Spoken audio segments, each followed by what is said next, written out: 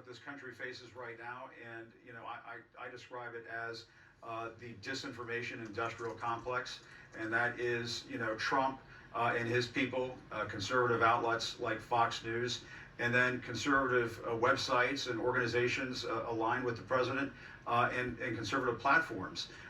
These three pillars of this disinformation industrial complex essentially helped put Trump in power, kept him in power, sustained his grip on the Republican Party, and it remains a threat to our democracy. It is the reason why there were hundreds of Trump supporters storming the Capitol on January 6th. And until that poison, that toxin is drained from the national political discourse in this country, Brian, I do think that these forces represent a potential existential threat to this country, and have the potential to come back and cause more suffering in the days to come. Let's look at Glenn Kessler's final count of Trump's false and misleading statements. The number is final now as of Wednesday. 30,573 false or misleading claims. And as folks can see in the graphic, the number rose over time. So the lying became more intense more often over time. Only a psychologist can explain to us why that was.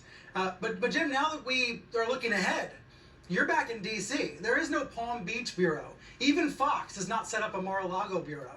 It seems the press has mostly moved on. I think that's a fair assessment.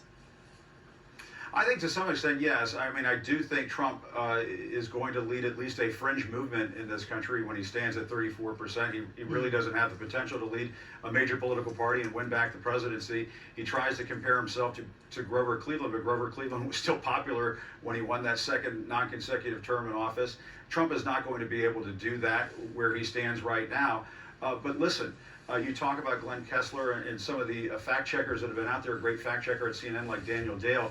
Yeah. We need to devote in our news organizations some resources to fact-checking these fringe ideas that are going to continue to exist on the far right in this country.